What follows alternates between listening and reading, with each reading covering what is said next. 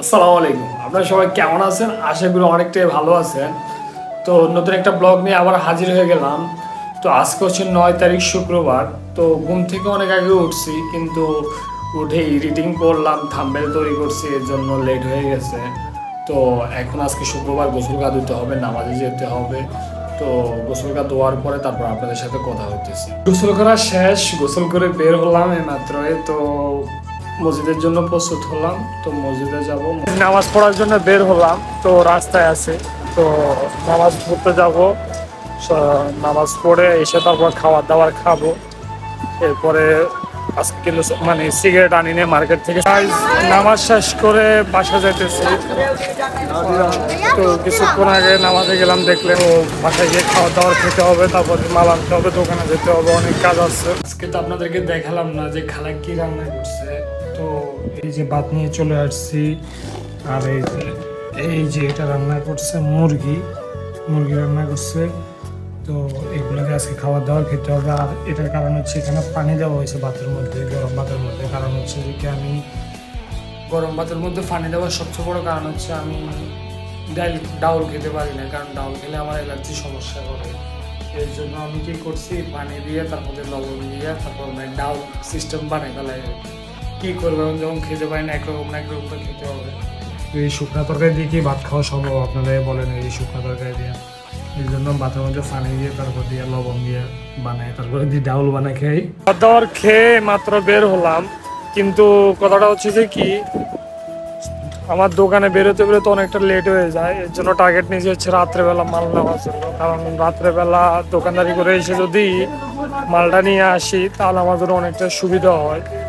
কারণ হচ্ছে যে কি ধরেন আপনার দোকানদারি যদি আমি 12টার সময় বের হই তাহলে মোটামুটি ভালো একটা বিক্রি করা যায়। আর যেমন গতকালকে বিক্রি করছি হচ্ছে 3800 টাকা বিক্রি করছি। ধরেন যদি একটা সময় বের হলে ধরেন রাত্র 12টা 1টা পর্যন্ত থাকলে মোটামুটি 5+ বিক্রি করা যায় আশা করা। তো এই জন্য টার্গেট নিতেছি হচ্ছে কি রাত্রেবেলা মাল নেব। তো হতে পারে আজকে এখন তো মালের জন্য যাইতেছি, রাকিব স্টোরে যাব। তো কালকে থেকে সম্ভবত হবে যে কি মানে আজকে বিকেলবেলা রাকিব স্টোরে যাব। তো রাকিব স্টোর থেকে সম্ভবত হবে কালকের ব্লগটা চালু করবো আর কি।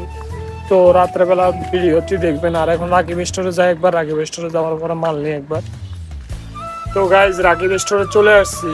তো কালকে তো 3800 টাকা বিক্রি করছি দেখছেন। তো আজকে মাল নিয়েছি হচ্ছে আপনার 3320 টাকার মাল নিয়েছি। তো বেচা কিনা কিন্তু কম, আর প্রফিটের সংখ্যা খুবই কম। তো দেখা যাক, কালকে থেকে টার্গেট আছে 12টার সময় থেকে দোকানদারি করার জন্য। তো রাকিব স্টোর থেকে কিন্তু চলে আসছি। তো 3220 টাকার মাল নিলাম, আপনারা তো দেখলেন।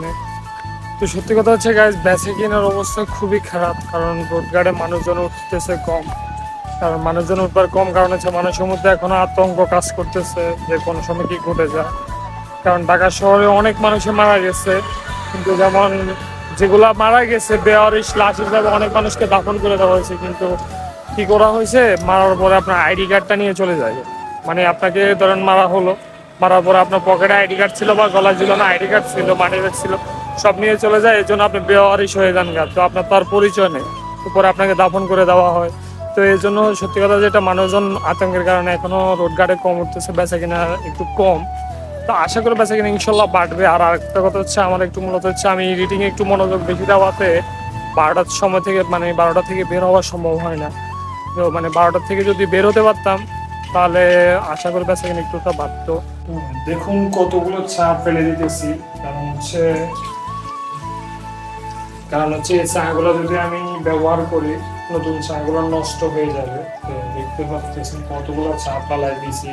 আর এই পাশে যে দেখেন চা বসাই দিচ্ছি। তো আর এখন পান আনবো, পান আইনা পান দেবো ধুইয়া তারপরে রেডি করে যাবো দোকানের জন্য বের।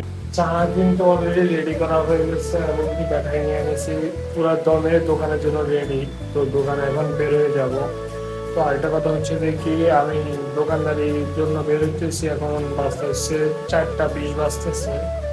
আর আশা করি ইনশাআল্লাহ রাত্রের আলাদা সব কিছু সুস্থ হয়, সব ঠিক রাখলে হতে পারে 11টা 11:30টার সময় বাসা ঢুকবো ইনশাল্লাহ। বাসা থেকে বের হয়ে মেন রোডে চলে আসছি। তো পার্কের কর্নারে আছি।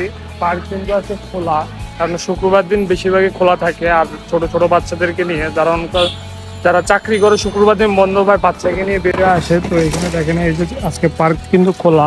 আর এই যে আমার দোকান, গরিবের দোকান, মাগরিব আজান দিয়ে দিচ্ছে। ধরেন আপনার এখানে আসছি তো আপনার প্রায় 5টার সময় এখানে আসছি, যখন আসলে আমাদের আজান দিতেছে তখন এখানে আসছি।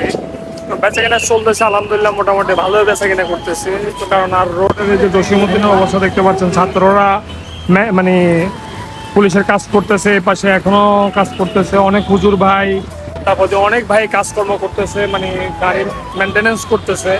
আর এই যে আমার দোকান, গরিবের ছোট একটা দোকান। আর ওই যে চাঁদ মামা দেখা যাচ্ছে, দেখতে পাচ্ছেন কিনা যায় না, এই যে চাঁদ মামা, এই যে চাঁদ মামাটা দেখা যাচ্ছে। তো গাইস, সারাদিন তো দেখলেন কিভাবে করে ব্যবসা করলাম। তো ব্যবসা করে কত টাকা বিক্রি করছি তো এটা একটু দেখেন। 1 2 3 4 5 25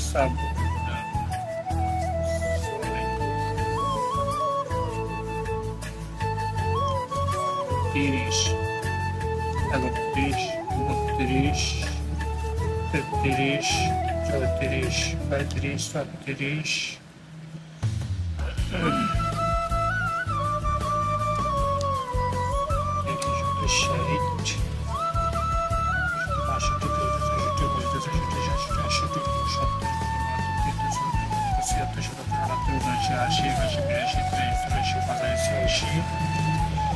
সাতাশি, আটাশি, 99, 91, 92, 93, 94, 95, 96, 97, 98, 99, 100, 1 2 3 4 5 6 7 8 9 10 11 12 13 14 এবং 15 20।